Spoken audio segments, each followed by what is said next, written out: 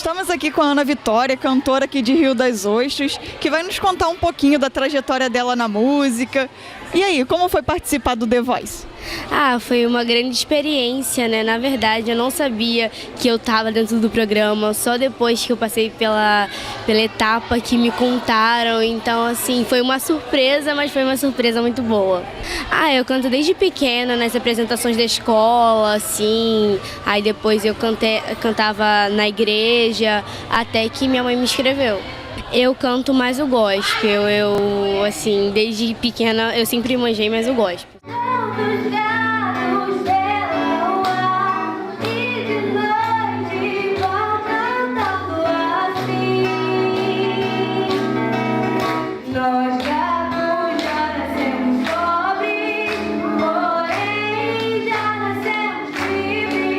Hoje eu vim fazer o lançamento do meu livro, Pedaços de Mim. Eu comecei a escrever aos 15 anos. Todo mundo tem o seu livrinho e seu caderninho que guarda com seus segredos. E os meus segredos eram os meus poemas. E você dá vontade de colecionar, né, esses poemas e registrar em algum lugar. Foi o que eu fiz. Eu participei de várias coletâneas de livro. O primeiro foi o Álbum Verso, na Petrobras, onde a Petrobras reuniu os seus poetas, né, petroleiros e petroleiras. Revirando a vida. Se a morte fosse o início, a primeira fase da vida seria a velhice, na contagem regressiva dos 80, 50, 30. No auge da maturidade, a felicidade incessante e a expectativa de atingir os 20 anos. A juventude, a conquista, a vida, revirando a vida. Depois viria a adolescência, a fase da alegria, do descomprometimento e o voltar de brincar de bonecas e de pipas, de pique e de amarelinha. Seria o regresso à minha infância. E quando me tornasse concepção de espermatozoide com óvulo, seria o fim. Depois eu queria recomeçar. É um prazer estar aqui na Quarta Flick apresentando os meus trabalhos, os meus livros. Aqui, o meu primeiro livro de poemas, Nua, que discute a questão do ser humano. Aqui o meu romance, que discute o ciúme e todas as questões voltadas para a questão do relacionamento humano. Primeiro livro de literatura infantil, que discute a amizade, todas as questões que permeiam o tratamento entre as pessoas. E por último, o meu livro Inteira, Ser um Ser Humano Inteiro.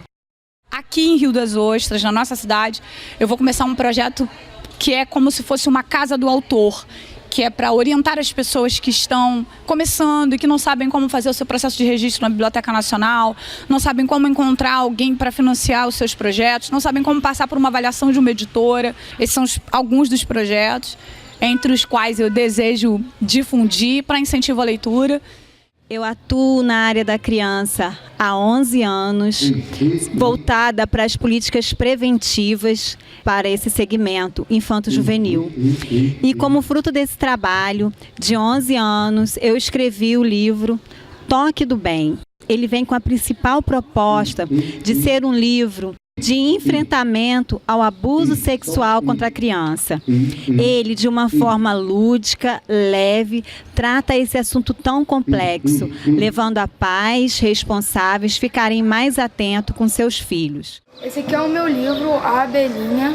A história conta sobre uma abelha que ela era a mais bonita de todos os insetos, mas um dia ela ficou feia porque ficou se gabando quando mal das amigas.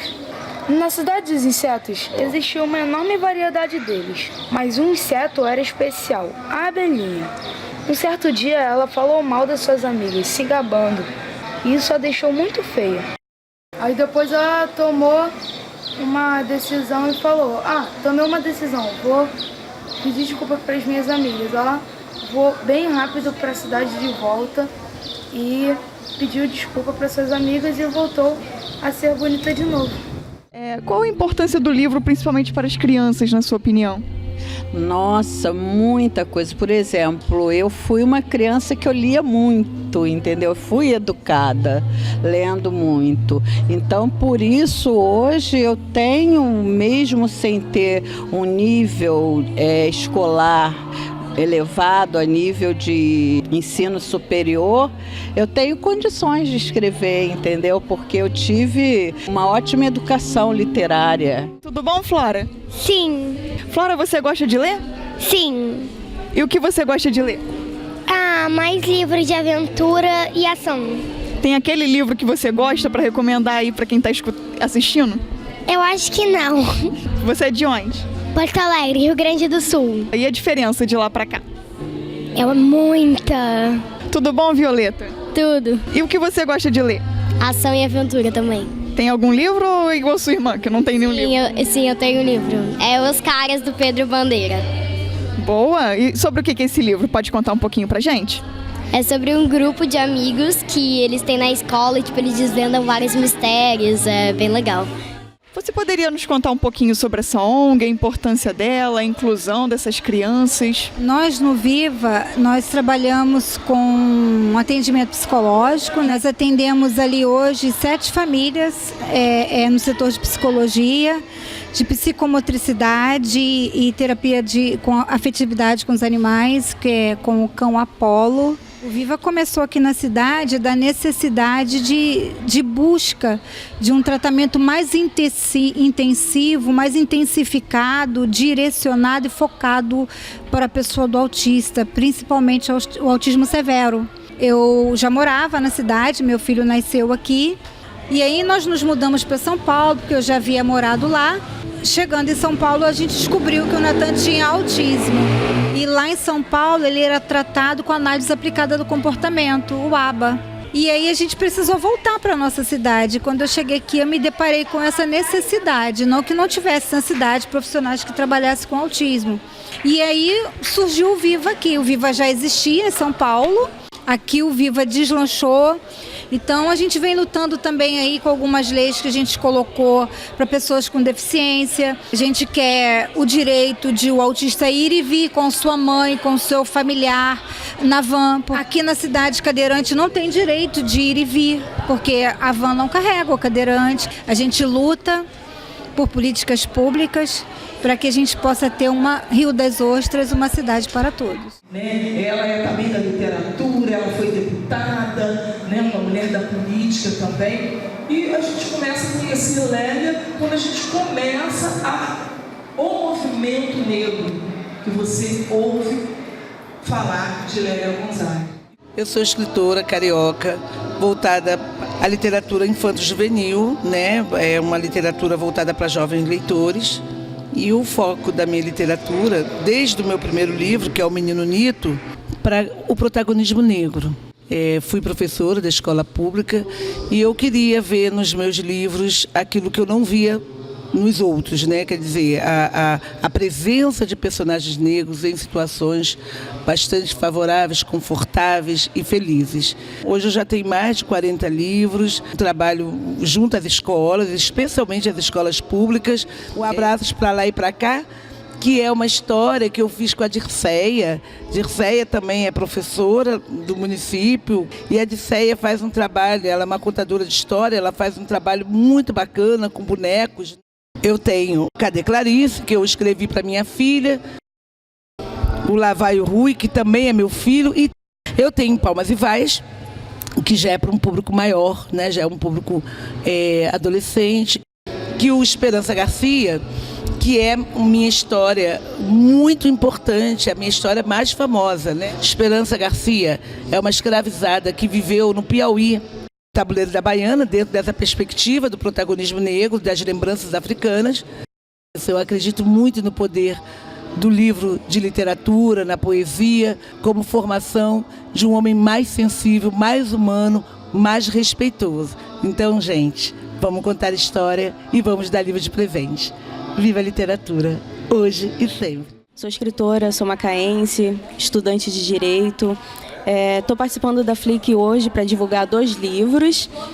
Sempre escrevo livros voltados à família, a relacionamentos, a coisas que eu sinto falta no dia a dia. Então, sou sempre livros de cunho paradidático e também sobre relações afetivas. A Princesa Prometida é um livro também de cunho paradidático. Ele fala sobre uma princesa prometida porque é uma princesa órfã. Então, é um dos poucos livros que falam sobre adoção. Ele é todo em poesia, ele é todo composto por rimas. Tem uma ilustração também totalmente voltada ao público infantil. E o outro livro é um livro de romance, mas com um tema muito atual, porque ele fala sobre relacionamento abusivo.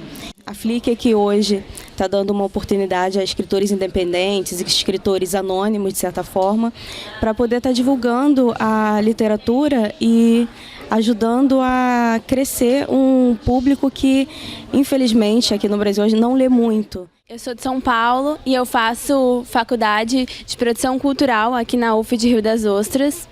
Eu tenho um romance, né? Mais que um sonho. Ele se trata sobre a história de uma jovem que tem a vida completamente mudada, né? Uma vida em um outro status, e ela perde esse status dela. Reconstruir uma relação com a mãe, que ela tem uma relação com a mãe que não é boa. Então, é maravilhoso, né? Ser convidada para fazer parte de um evento que estimula a leitura é muito bom, é positivo. Ver que a leitura está crescendo cada vez mais. Nasci ali juntinho da Serra da Saudade, Minas Gerais, Dores do Indaiá. E eu já contei muitas histórias, já tenho quase 50 livros, sou formada em letras, fiz também mestrado em literatura brasileira e a minha grande paixão é a literatura.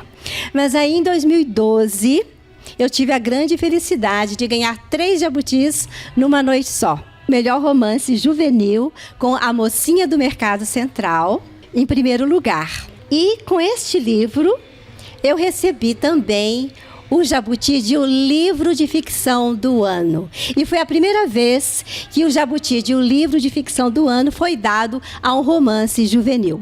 Nessa mesma noite, eu recebi o 2º lugar também do prêmio Jabuti com A Guardiã dos Segredos de Família. Por isso que foram 3 jabutis numa noite só, né? E em 2014, eu recebi o meu 4º jabuti com As Gêmeas da Família. Estou muito feliz em estar participando da Flick. Eu já estive em Rio das Ostras, gosto muito da cidade. Então, quando eu recebi o convite, fiquei empolgada.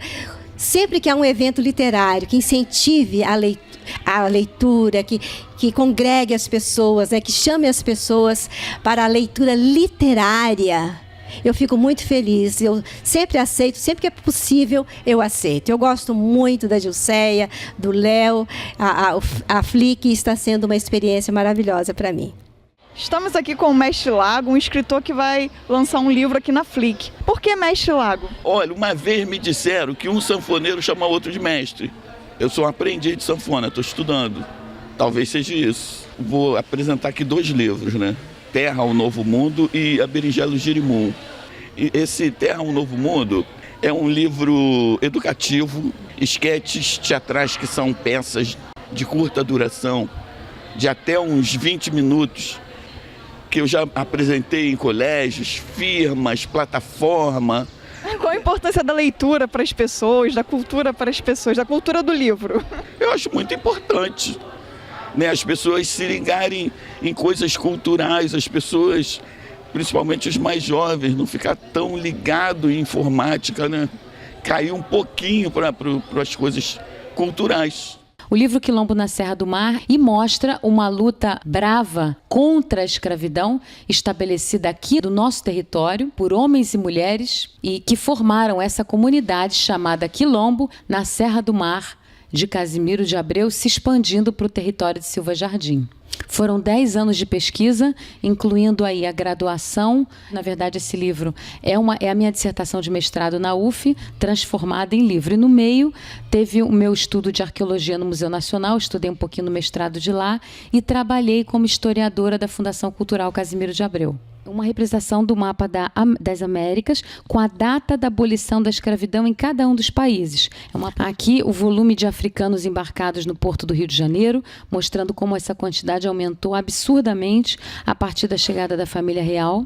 Esse é um mapa da África do século XVIII, mostrando as regiões portuárias de onde partiram esses nossos irmãos africanos. Essa é uma tela de Debré, menos conhecida, chamada Mercado de Escravos do Valongo, que mostra a brutalidade da escravidão. Esse é um mapa do Rio de Janeiro no século XIX, mostrando que a presença da colonização portuguesa estava concentrada no litoral. Já aparece o quilombo aqui nesse mapa de 1784. Resistência e liberdade. Vasculhe fontes primárias, secundárias, manuscritas, impressas, orais. Registros que digam dessa história que tanto queremos saber. Essa história que legou ao presente a marca de um nome: quilombo. Os chicotes da escravidão, correntes, leis, capatazes e prisões não conseguiram calar a resistência escrava em suas múltiplas vozes. E é o som do quilombo que queremos ouvir.